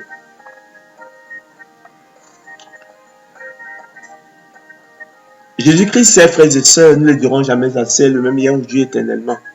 Ne vous laissez pas entraîner par des doctrines diverses étrangères, car il est bon que le cœur soit affermi par la grâce, l'élection de la grâce, les très saintes doctrines bibliques, l'élection de la grâce, et non par des aliments qui n'ont servi de rien à ceux qui s'y sont attachés. Sortons pour aller au Seigneur du gloire Jésus-Christ à sa rencontre hors du camp, en portant son opprobre.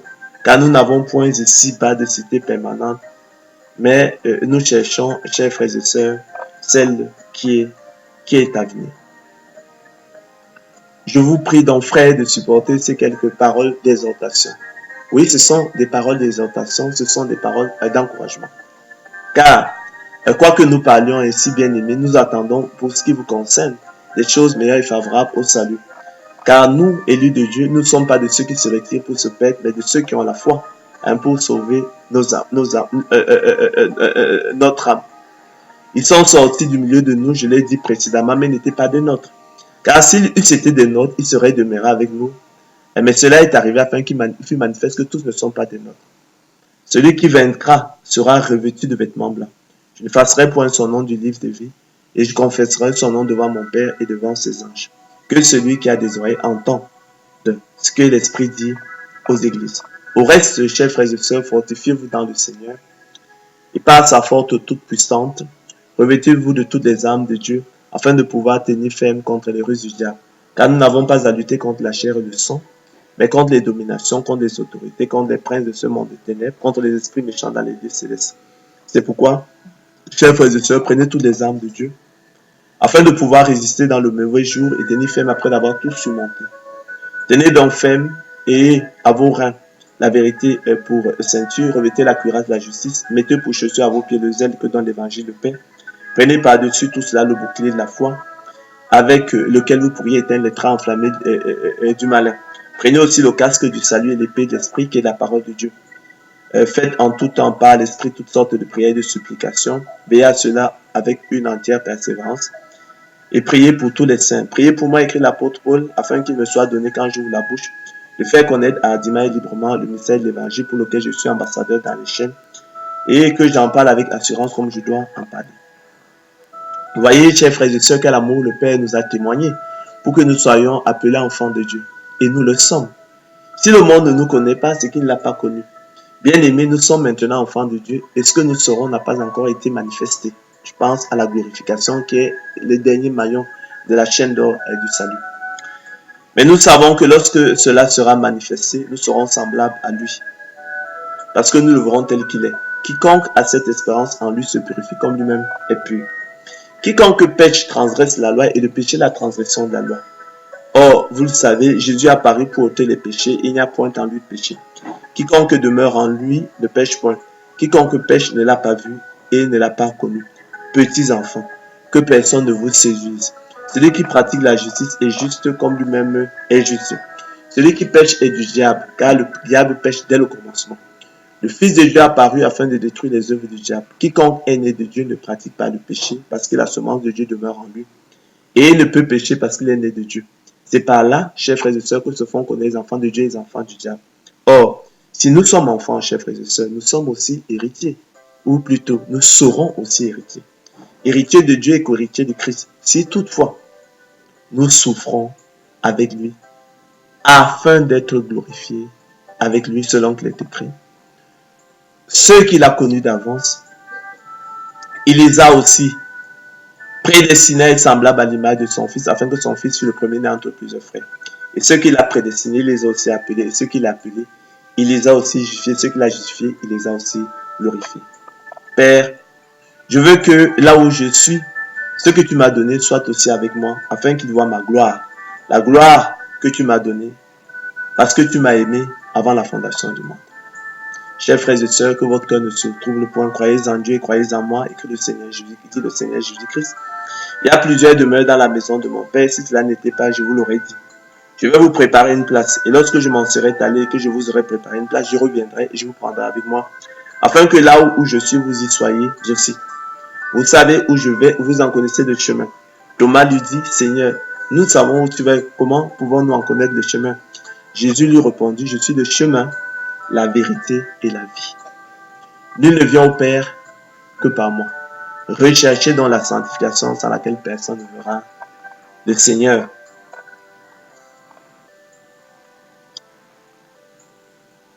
Ainsi, chers frères et sœurs, la persévérance des saints est un impératif que l'élection de la grâce ne supprime point ni ne rend superflu selon qu'il est écrit, car c'est en espérance que nous sommes sauvés.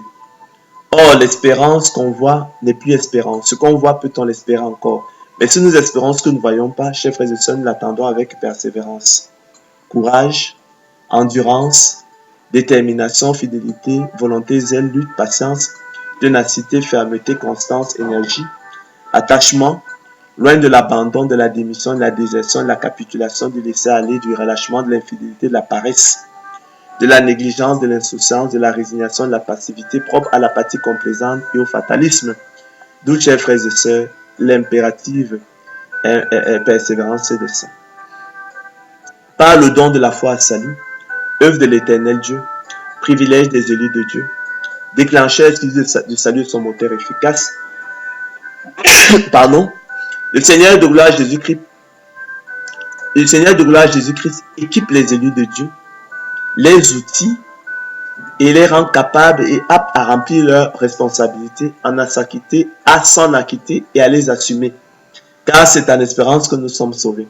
Or, l'espérance qu'on voit n'est plus espérance. Ce qu'on voit, peut-on l'espérer encore? Mais si nous espérons ce que nous ne voyons pas, l'attendons avec persévérance.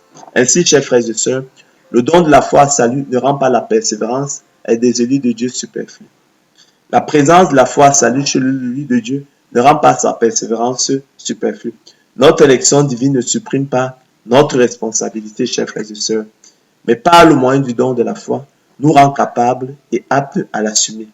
Elle ne supprime pas nos devoirs, mais par le moyen du don de la foi, nous équipe et nous outils pour, chers frères et sœurs, nous en acquitter.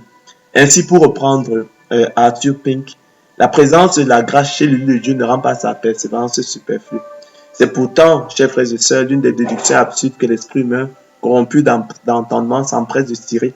Lui qui clame haut et fort que s'il est absolument certain que Dieu préservera son peuple de l'apostasie définitive, il n'est donc pas nécessaire que celui-ci persévère. C'est comme si, chers frères et sœurs, nous nous dispensions de respirer sous prétexte que Dieu nous a donné le souffle. Ou comme si le roi Ézéchias n'avait plus besoin de manger et de boire parce que Dieu avait promis de prolonger sa vie de 15 ans. C'est comme si, chers frères et sœurs, l'athlète se dispensait de courir, le basketteur de sauter, le footballeur de taper dans le ballon, et l'homme face au danger de s'enfuir sous prétexte que Dieu lui avait donné des jambes agiles. Et le militaire en temps de guerre d'ouvrir le feu sous prétexte qu'il tient une arme performante, sophistiquée, puissante. C'est comme si l'enfant altéré se dispensait de boire sous prétexte qu'il a une gourde pleine d'eau dans le sac. Chaque fois, chers frères et sœurs, que Dieu accorde sa grâce souveraine, il accompagne d'un esprit de sagesse qui évite à l'homme régénéré de raisonner de façon absurde. Notre élection divine, chers frères et sœurs, ne supprime pas notre responsabilité, mais nous rend capables et aptes à l'assumer par le moyen du don de la foi. Elle ne supprime pas nos devoirs, mais nous équipe et nous outils pour nous en acquitter par le moyen du don de la foi. Ainsi, le don de la foi est un acquis de l'élection à la grâce et le privilège des seuls élus de Dieu, tandis que la venue au Seigneur Jésus procède de la persévérance des élus de Dieu et de leurs responsabilités. Entendu, chers frères et sœurs, que sans don de la foi, nous deviendrons au Seigneur Jésus-Christ selon qu'il est écrit. Mais l'homme animal ne reçoit pas les choses de l'Esprit de Dieu. Mais l'homme animal n'accepte pas les choses de l'Esprit de Dieu car elles sont une folie pour lui et ne peut les connaître, il ne peut les aimer parce que c'est spirituellement qu'on en juge. Repoussons opportunément dans ce chapitre les accusations relatives à l'anéantissement, l'exclusion et la négation de la liberté et de la volonté de l'homme nécessaire, formulées à l'encontre de la prédestination des élus de Dieu au salut, en relevant, chers frères et sœurs, que la liberté de la volonté des élus de Dieu, prédestinés au salut dès avant la fondation du monde, selon le bon plaisir de la volonté de Dieu, se connaît sans preuve, par la seule expérience que nous en avons à travers la persévérance des saints, qui au quotidien, comme l'apôtre Paul, le prophète Jérémie, le gouverneur Joseph, soutiennent et combattent le bon combat de la foi et saisissent la vie éternelle à laquelle ils ont été appelés. Car c'est dans l'espérance que nous sommes sauvés. Or, l'espérance qu'on voit n'est plus espérance. Ce qu'on voit, peut-on l'espérer encore? Mais si nous espérons ce que nous ne voyons pas, nous l'attendons, chers frères et sœurs, avec persévérance.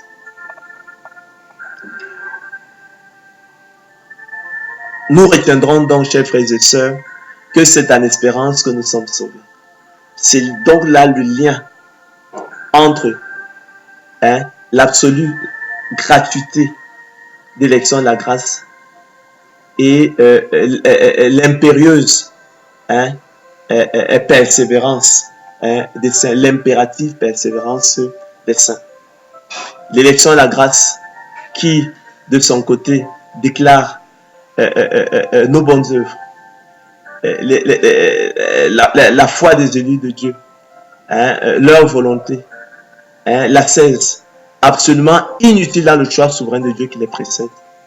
Et, chers frères et sœurs, la persévérance des saints qui, en revanche, les déclare capitales pour le salut. Donc, le pont, la jonction, c'est de dire, c'est de rappeler que c'est en espérance que nous sommes sauvés. D'accord? Or, l'espérance qu'on voit n'est plus espérance. Ce qu'on voit, peut-on l'espérer encore? Mais si nous espérons ce que nous ne voyons pas, nous l'attendons avec persévérance, courage, endurance, fidélité, détermination, ténacité. D'accord? Loin du laisser-aller, de la négligence, de l'insouciance, de la paresse, de l'abdication, de l'abandon, de la passivité, de la résignation propre à l'apathie complaisante et au fatalisme. Il est une chose bien aimée que vous ne devez pas ignorer. C'est donc, chers frères et sœurs, que c'est en espérance que nous sommes sauvés, selon qu'il est écrit.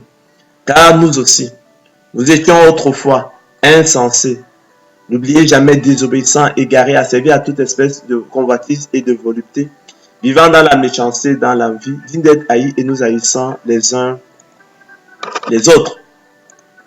Mais lorsque la bonté de Dieu, notre Sauveur, et son amour pour les hommes ont été manifestés, il nous a sauvés.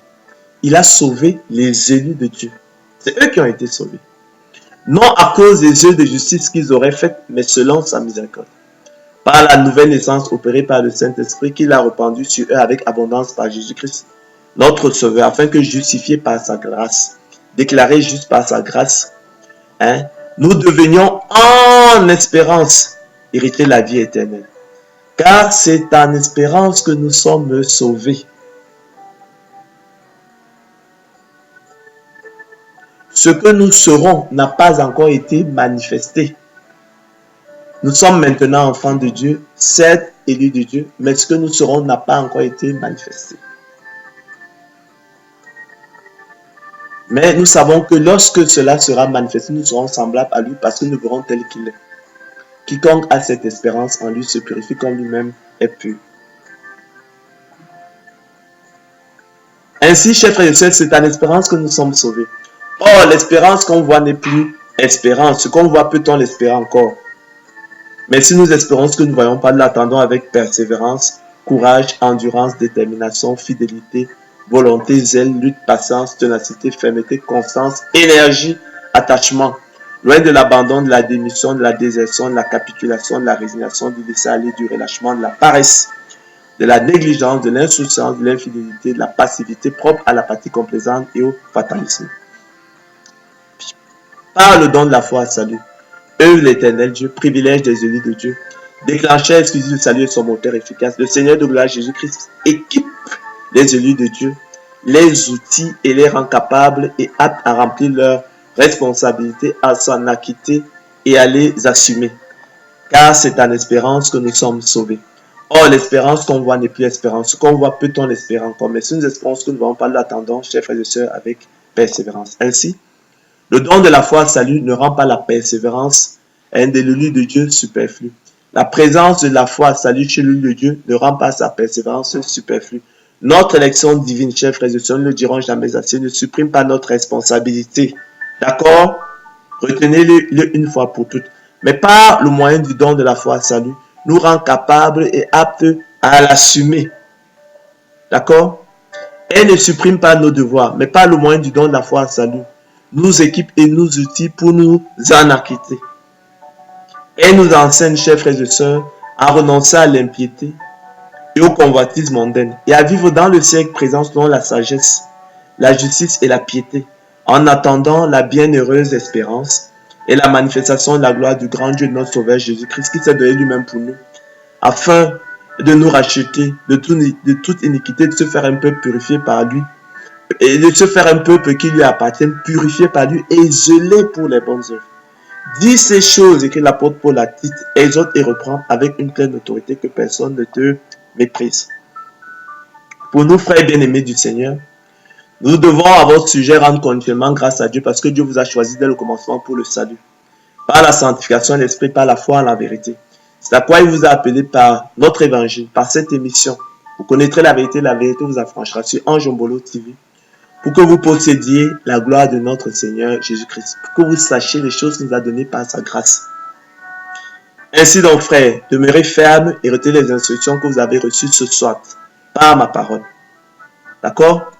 Que notre Seigneur Jésus-Christ lui-même et Dieu notre Père, qui vous a aimé et qui vous a donné par sa grâce une consolation éternelle, une bonne espérance, console vos cœurs et vous affermisse en toute bonne œuvre et en toute bonne parole. Au reste, frères, priez pour nous, écrit l'apôtre Paul, afin que la parole du Seigneur se répande et soit glorifiée comme elle est chez vous, et afin que nous soyons délivrés des hommes méchants et pervers, car tous n'ont pas la foi. Le Seigneur est fidèle, il vous affermira, il vous préservera du malin. Que le Seigneur dirige vos cœurs vers l'amour de Dieu et vers la patience de Christ. Nous vous recommandons, frères, au nom du Seigneur Jésus-Christ, de vous éloigner de tout frère qui vit dans le désordre et non selon les instructions que vous avez reçues de nous. Vous savez vous-même comment il faut nous imiter, écrit l'apôtre Paul aux Thessaloniciens, car nous n'avons pas vécu parmi vous dans le désordre. Pour moi, frère, ce n'est pas toujours comme à des hommes spirituels que j'ai pu vous parler, mais comme à des hommes charnels, comme à des enfants en Christ. Je vous ai donné du lait, non la nourriture solide, parce que vous ne pouviez pas la supporter. Et vous ne le pouvez pas même à présent, parce que vous êtes encore charnel. Ainsi, chers frères et sœurs, nous n'avons pas abordé les questions de théologie, qui est les discours sur la finalité, les buts ultimes, les fins ultimes, et qui ont fait l'objet, chers frères et sœurs, d'autres conférences. Nous sommes donc parvenus au thème de notre conférence. Et j'espère que nous avons pu mettre un peu plus de sérénité dans les têtes. Nous avons pu apporter effectivement le chaînon manquant dans les explications que nous n'avons pas toujours su apporter, que nous n'avons pas toujours compris. Nous avons, en rappelant donc que c'est en espérance que nous sommes sauvés. D'accord? Or, l'espérance qu'on voit n'est plus espérance. Ce que nous voyons, ce qu'on voit, peut-on encore l'espérer? Mais si nous espérons ce que nous ne voyons pas, nous l'attendons avec persévérance. Ceci permet donc de faire le lien entre l'absolue gratuité de l'élection de la grâce, qui déclare les bonnes œuvres, l'ascèse, la foi, la volonté, des élus absolument inutiles dans le choix souverain de Dieu qui les précède, et l'impérieuse, l'impératif persévérance, l'impératif persévérance des saints. Donc il n'y a pas de contradiction. Notre élection divine, chers frères et sœurs, n'annule pas notre responsabilité. Notre élection divine n'annule pas nos devoirs. Notre élection divine ne rend pas la persévérance des saints superflue. Car n'oubliez pas, c'est en espérance que nous sommes sauvés. Or, l'espérance qu'on voit n'est plus espérance. Ce qu'on voit, peut-on l'espérer encore? Mais si nous espérons ce que nous ne voyons pas, l'attendons avec persévérance. D'accord? C'est ce dont il est question. C'est en espérance que nous sommes sauvés. Nous sommes maintenant enfants de Dieu, chers frères et sœurs, mais ce que nous serons n'a pas encore été manifesté. D'accord? La glorification, elle n'a pas encore été manifestée. C'est le dernier chaînon, le dernier maillon de la chaîne d'or du salut. Quiconque. Mais nous savons que lorsque cela sera manifesté, nous serons semblables à lui. Quiconque a cette espérance en lui se purifie, comme lui-même est pur. Selon que les écrits recherchent la sanctification sans laquelle personne ne verra le Seigneur. C'est ce dont il est question. Donc, l'élection de la grâce, chers frères et sœurs, n'annule pas notre responsabilité. Elle n'annule pas nos devoirs. Elle ne rend pas notre persévérance superflue. Au contraire, par le don de la foi, déclencheur du salut avec son moteur efficace, elle nous équipe, elle nous outille, elle nous rend aptes et capables à assumer nos responsabilités, à nous en acquitter. D'accord? La foi à salut est une lampe qui brille dans un lieu obscur, dans ce monde éternel, jusqu'à ce que le jour vienne apparaître et que l'étoile du matin se lève. C'est une lampe à nos pieds qui illumine notre sentier. Elle nous permet de faire les bons choix, de résister au diable, de lui dire non en lui posant une foi ferme, d'éviter les pièges, de discerner la voix du Seigneur, la main qui nous tend, de nous approcher du grand souverain sacrificateur, lui qui a déchiré le voile du temple, du tabernacle. Le sanctuaire est ouvert, nous avons une libre entrée. Nous en connaissons le chemin. Le Seigneur qui est le chemin, la vérité et la vie. Nous discernons le chemin étroit et nous venons devant le trône de grâce, de grand souverain sacrificateur. D'accord? Du fait, du don, du fait de la foi à salut, qui est notre privilège.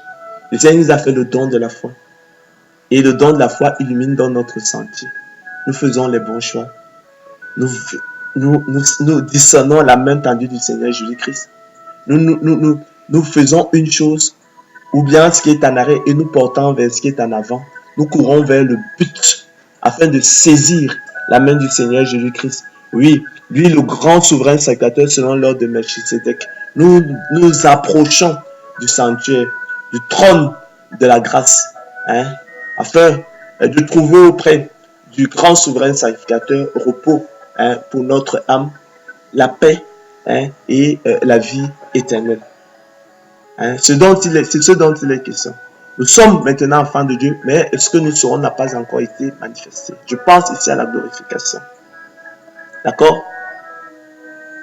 Mais nous savons que lorsque cela sera manifesté, nous serons semblables à lui parce que nous verrons tel qu'il est. Quiconque a cette espérance en lui se purifie comme lui-même est pur. Comme l'a rappelé l'apôtre Paul, ce n'est pas que nous ayons déjà remporté le prix. D'accord? Oui, parce que nous n'avons pas encore achevé la course. Ce que nous serons n'a pas encore été manifesté. Il nous faut persévérer. D'accord? Il nous faut combattre comme de bons soldats de Christ. D'accord? Il faut achever la course. D'accord? Il nous faut achever la course. L'apôtre Paul nous donne un conseil. Il nous demande donc de courir. D'accord? C'est ça la persévérance des saints. Il faut traiter durement notre corps. Il faut l'assujettir. D'accord? Il faut frapper. Non pas comme battant l'air. Il faut courir, non pas comme à l'aventure. D'accord? Il dit qu'il fait une chose, ou bien ce qui est en arrière, et se portant vers ce qui est en avant. Il court. Il court vers dans la direction du sanctuaire. Nous avons une libre entrée. Il faut saisir, il faut nous approcher du grand souverain sacrificateur selon l'ordre de Melchisedec, de façon à obtenir le salut, le repos et la vie éternelle. D'accord? Voilà, car c'est en espérance que nous sommes sauvés. Or, l'espérance qu'on voit n'est plus espérance. Ce qu'on voit, peut-on l'espérer encore? Mais c'est une espérance que nous ne voyons pas l'attendre avec persévérance. Nous avons donc, chers frères et sœurs, apporté effectivement le chaînon manquant, l'explication manquante, que nous n'avons pas toujours su donner. Peut-être parce que nous l'ignorions nous-mêmes. Pour refaire le pont entre l'élection de la grâce, l'absolue gratuité de l'élection de la grâce et l'impérieuse persévérance des saints. Il n'y a pas de contradiction dans l'histoire. Et je l'ai relevé s'agissant des accusations qui tendent à dire que l'élection de la grâce conduit à la négation, l'anéantissement de la liberté de la volonté de l'homme nécessaire. Nous avons dit que la liberté de la volonté des élus de Dieu prédestinés au salut dès avant la fondation du monde, selon le bon plaisir de la volonté de Dieu, se connaît sans preuve, par la seule espérance que nous avons à travers la persévérance des saints, qui au quotidien, comme l'apôtre Paul, le gouverneur Joseph,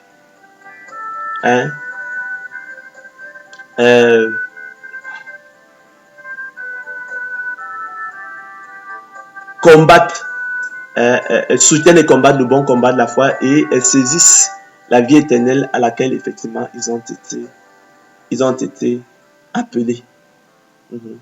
Car c'est en espérance que nous sommes sauvés. Or, l'espérance qu'on voit n'est plus espérance. Ce qu'on voit, peut-on l'espérer encore? Mais c'est une espérance que nous ne voyons pas, l'attendons avec persévérance. Donc, il est donc clair, chers frères et sœurs, que l'élection de la grâce, loin d'annuler, effectivement, de supprimer notre responsabilité, nos devoirs, loin de rendre la persévérance des saints superflue, par le don de la foi. Voyez-vous, elle nous équipe au contraire, elle nous étire, elle nous rend capable de nous acquitter de nos responsabilités, de les assumer efficacement. Hein. C'est ce dont il est question. D'accord, car c'est en espérance que nous sommes sauvés. Ce que nous saurons n'a pas encore été manifesté. Hein, la glorification. Un dernier chaînon de la chaîne de l'élection, la grâce, selon qu'il est écrit. Nous savons du reste que toute chose concourt au bien de ceux qui aiment Dieu, de ceux qui sont appelés selon son dessein. Car ceux qu'il a connus d'avance, ceux qu'il a aimés d'avance, ceux qu'il a choisis d'avance, ceux qu'il a élus d'avance, ceux qu'il a d'avance créés dans Christ, il les a aussi prédestinés semblables à l'image de son Fils, afin que son Fils fût le premier né entre plusieurs frères. Ceux qu'il a prédestinés, les a aussi appelés, ceux qu'il a appelés, les a aussi justifiés, ceux qu'il a justifiés, les a aussi glorifiés. D'accord? Donc nous sommes maintenant enfants de Dieu. Mais ce que nous serons, chers frères et sœurs, n'a pas encore été manifesté. Mais nous savons que lorsque cela sera manifesté, chers frères et sœurs, nous serons semblables à lui, car effectivement nous le verrons tel qu'il est. Et quiconque a cette espérance en lui se purifie, chers frères et sœurs, comme lui-même, effectivement, il est pur. Voyez quel amour le Père nous a témoigné, chers frères et sœurs, pour que nous soyons appelés enfants de Dieu. Et nous le sommes. Si le monde ne nous connaît pas, explique l'apôtre Jean, c'est qu'il ne l'a pas connu. Bien aimés, nous sommes maintenant enfants de Dieu. D'accord? Et ce que nous serons n'a pas encore été manifesté. Hein? Par la glorification. Dernier maillon de la chaîne d'or du salut. Mais nous savons que lorsque cela sera manifesté, nous serons semblables à lui. Parce que nous le verrons tel qu'il est. Quiconque a cette espérance en lui se purifie comme lui-même est pur.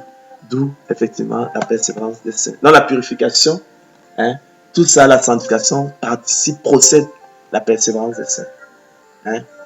Persévérer, la persévérance, en fait, c'est l'action de persévérer, c'est la qualité, la conduite de personne qui persévère.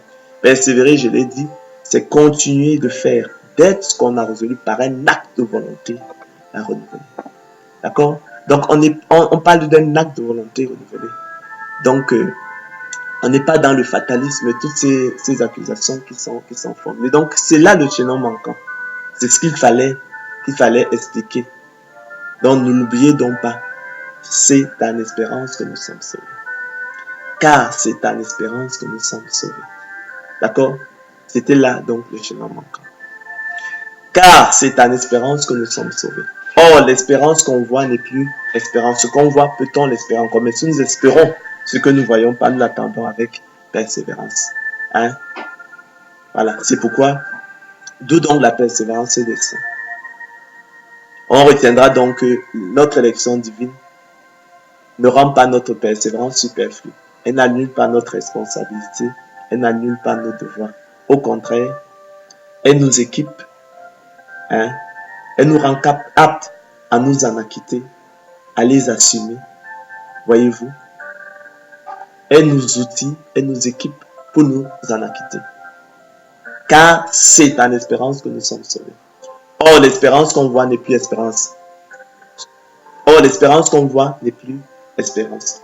Mais si nous espérons ce que nous ne voyons pas, nous l'attendons avec persévérance. Donc, c'est là le chaînon manquant.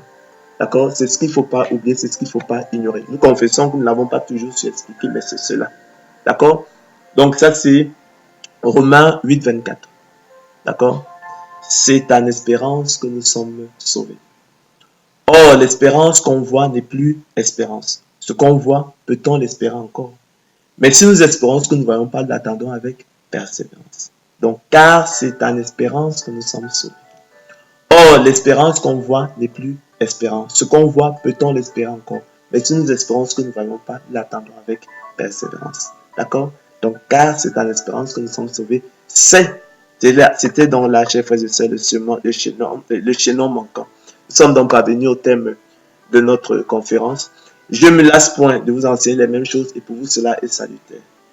Aucun raisonnement ne pourra maintenir la vérité captive. J'ai à cœur que effectivement vous appropriez de votre leçon divine afin que des grâces, des louanges, des actions de grâce abondent à la droite du Seigneur de gloire Jésus-Christ. Ce sont des choses que l'œil n'a point vues, que l'oreille n'a point entendues, qui sont point montées au cœur de l'homme. Des choses que Dieu nous a données par sa grâce. Il faut que vous le sachiez. D'accord? Bonne soirée et à la prochaine. Que l'honneur, la gloire, l'acclamation reviennent au Seigneur de gloire Jésus-Christ seul. Bye bye. À la prochaine.